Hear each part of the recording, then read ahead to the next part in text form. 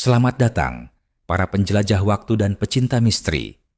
Sebelum kita membuka tabir cerita dari masa lalu yang penuh teka-teki ini, tekanlah tombol like dan subscribe sebagai tanda bahwa kalian siap menyusuri lorong-lorong sejarah kuno dan mitologi yang terlupakan. Bersiaplah, karena perjalanan kita akan segera dimulai.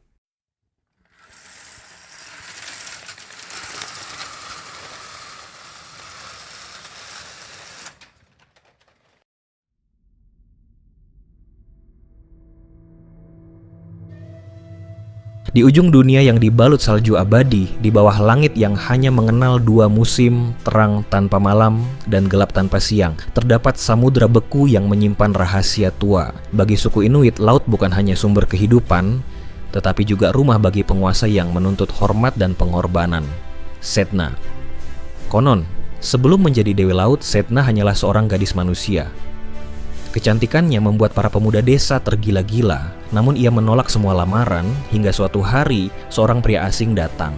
Ia menjanjikan kehidupan mewah di sebuah pulau yang tak tersentuh es. Tergoda, Sedna menerima dan berlayar bersamanya. Namun begitu mereka tiba, kenyataan terkuak, pria itu bukan manusia, melainkan roh burung laut yang dapat berubah wujud. Pulau itu tandus dan Sedna dipaksa hidup hanya dengan ikan mentah yang dibawakan suaminya. Ayah Sedna merasakan putrinya dalam bahaya, mendayung perahunya menjemputnya. Tetapi roh burung laut itu mengejar, mengepakkan sayapnya hingga badai mengguncang lautan.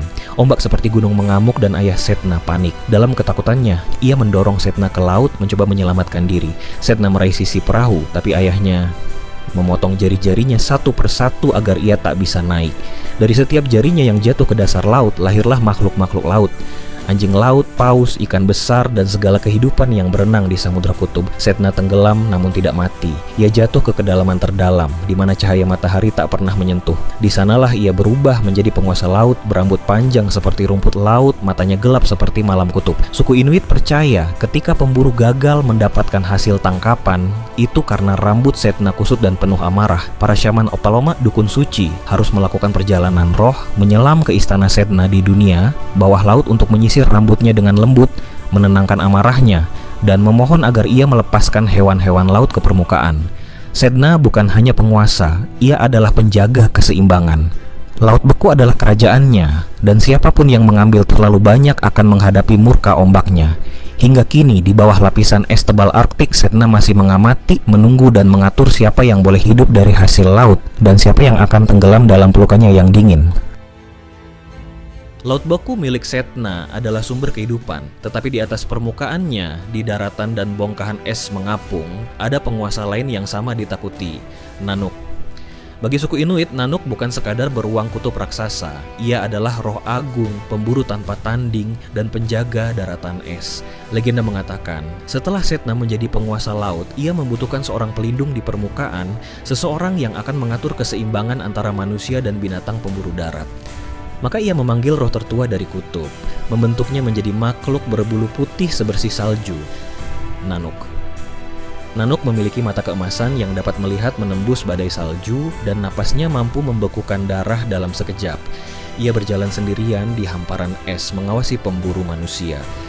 Suku Inuit percaya tidak ada pemburu yang dapat menangkap beruang kutub kecuali Nanuk mengizinkan. Namun Nanuk bukanlah musuh manusia, ia adalah penguji mereka.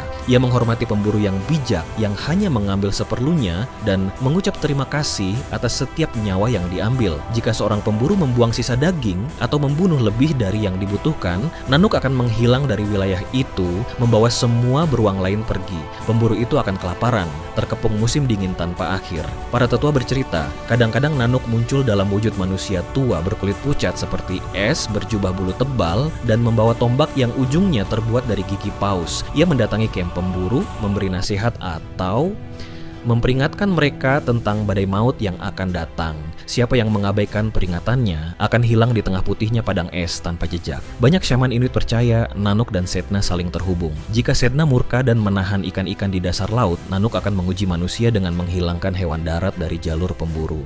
Namun, bila keduanya puas, musim berburu akan berlimpah. Laut penuh paus dan anjing laut, daratan penuh beruang dan rusa kutub.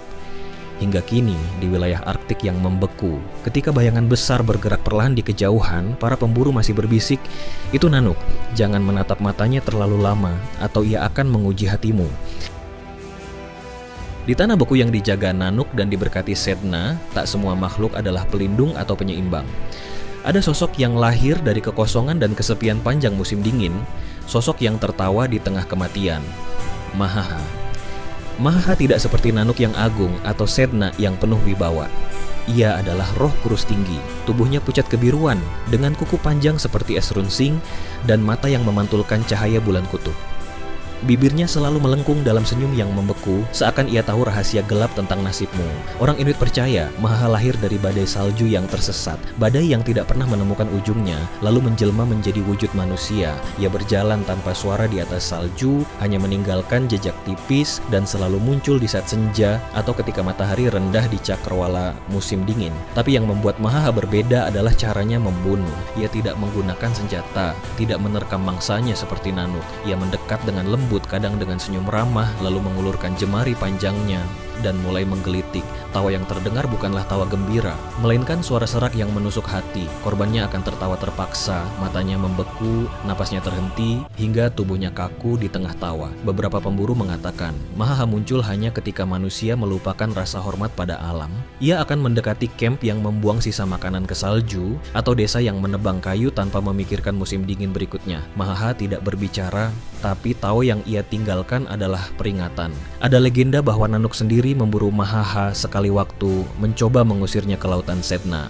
Namun Mahaha licin, bergerak seperti kabut es, tak pernah benar-benar tertangkap. Sedna pun membiarkannya, mungkin karena kehadiran Mahaha menjaga manusia tetap waspada, tak pernah terlalu nyaman di negeri yang keras ini. Hingga kini para tetua Inuit memperingatkan anak-anak, jika kamu mendengar tawa di tengah sunyi salju, jangan mencari sumbernya, teruslah berjalan atau Mahaha akan menemukanmu.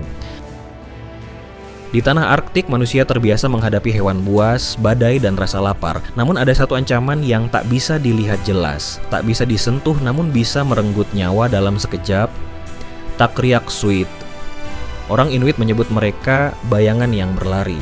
Mereka tidak punya wujud jelas, hanya siluet samar seperti pantulan manusia di permukaan es yang retak, bergerak cepat di ujung mata. Saat kau menoleh mereka sudah lenyap, tapi jejaknya akan membawamu semakin jauh dari camp, menuntunmu ke padang es tak berujung. Legenda mengatakan, Takriaksuit adalah roh-roh yang terperangkap di antara dunia orang hidup dan dunia Sedna. Mereka adalah pemburu, penjelajah, atau pengembara yang mati tersesat di badai salju. Tubuh mereka tak pernah ditemukan, sehingga jiwa mereka tidak bisa pulang. Dinginnya kutub mengubah mereka menjadi bayangan, abadi namun terperangkap. Takriaksuit jarang terlihat oleh orang yang hatinya tenang. Mereka lebih suka mendekati mereka yang takut, marah, atau ragu. Bayangan itu akan memanggil bukan dengan suara, tapi dengan gerakan yang membuatmu ingin mengejarnya, seolah di sana ada api unggun hangat atau seorang teman yang menunggumu. Dan ketika kau mengejar, badai akan turun, menutup semua arah kembali. Mahaha pernah disebut-sebut bersaudara dengan Takriaksuit dalam cerita rakyat. Bedanya, Mahaha menebar tawa dingin, sedangkan Takriaksuit menebar kesunyian mematikan. Suku Inuit percaya bahwa Nanook pun jarang melawan mereka, karena bayangan bukanlah mangsa yang bisa ditangkap. Hanya para shaman as yang punya cara menghadapi Takriaksuit. Mereka akan membawa potongan tulang paus atau batu pantai yang sudah didoakan, lalu membakarnya di bawah sinar bulan. Konon, asapnya membuka jalan bagi roh-roh bayangan itu untuk pulang ke Sedna, agar tak lagi berkeliaran di dunia orang hidup. Hingga kini, ketika pemburu berjalan sendirian di hamparan salju luas, ia akan menghindari mengejar bentuk apapun yang bergerak di kejauhan. Sebab di kutub, tidak semua yang menyerupai manusia benar-benar manusia. Sebelum manusia Inuit menguasai daratan es, sebelum cerita Sedna, Nanook, Mahaha, dan Takriaksuit dikenal luas, ada satu bangsa kuno yang tinggal di kutub, Tunit. Orang Inuit menggambarkan mereka sebagai makhluk besar dan kuat, lebih tinggi dari manusia, dengan bahu selebar pintu rumah salju, iglu, dan tangan yang sanggup mengangkat batu besar sendirian. Kulit mereka pucat seperti es, namun mata mereka gelap, memantulkan langit malam Arktik. Legenda mengatakan Tunit tidak seperti manusia biasa. Mereka adalah anak-anak dari pertemuan roh bumi dan roh laut. Sebagian percaya Sedna lah yang pertama kali mengizinkan mereka tinggal di daratan, memberi mereka kekuatan untuk bertahan melawan musim dingin yang mematikan. Namun, meskipun memiliki kekuatan luar biasa, Tunit memiliki kelemahan. Hati mereka lembut dan mudah gentar. Konon, satu teriakan keras dari manusia biasa bisa membuat mereka melarikan diri. Bukan karena takut pada manusia, tapi karena mereka benci pada pertikaian dan darah. Kehidupan Tunit tenang, sampai datang masa di mana dunia Arktik mulai berubah. Nanuk, sang roh beruang kutub, melihat manusia Inuit datang dengan keberanian dan kelihayan berburu yang bahkan mampu menandingi Tunit. Perlahan, tanah perburuan menjadi sempit. Tunit yang damai tak melawan mereka hanya pindah makin jauh ke utara, ke wilayah yang lebih keras dan tak bersahabat. Beberapa cerita rakyat mengatakan, di pengasingan itulah sebagian Tuniit mati tersesat di badai, roh mereka menjadi Takriak Suit, bayangan yang kini mengintai para pengembara. Sebagian lagi diyakini hilang di bawah es, bergabung dengan kerajaan Sedna di kedalaman laut. Tetua Inuit percaya, pada malam-malam tertentu ketika bulan penuh, jejak kaki raksasa masih terlihat di salju yang belum tersentuh badai. Jejak itu selalu mengarah ke utara, seolah Tunit masih terus berjalan, mencari rumah yang tidak akan direbut siapapun. Dan begitulah, dalam lingkaran besar legenda Inuit, setiap makhluk memiliki tempatnya. Sedna menguasai laut, Nanuk menjaga daratan. Maha mengingatkan manusia akan bahaya keserakahan. Takriak Suit menuntun jiwa yang tersesat, dan Tunit adalah bayangan masa lalu, saksi bisu bahwa bahkan raksasa pun bisa tergeser dari takdirnya. Di tanah putih yang tak mengenal waktu, kisah mereka tetap hidup, dibisikkan di antara desir angin salju, agar manusia tak pernah lupa bahwa Arktik bukanlah milik mereka semata, tetapi rumah bagi makhluk-makhluk yang lahir dari es, laut, dan legenda. Terima kasih telah menyimak cerita ini hingga akhir. Mohon maaf jika ada kesalahan dalam penyampaian, baik dari segi bahasa maupun penyimpulan, karena saya juga hanya manusia biasa yang tidak luput dari khilaf dan salah. Jika kamu memiliki pertanyaan, masukan, atau ingin berdiskusi lebih lanjut tentang cerita ini, jangan ragu untuk menulisnya di kolom komentar. Insya Allah akan saya balas sebisa mungkin. Sampai jumpa di cerita selanjutnya. Tetaplah bertanya, teruslah mencari, dan selamat menjelajahi misteri dunia kuno bersama kita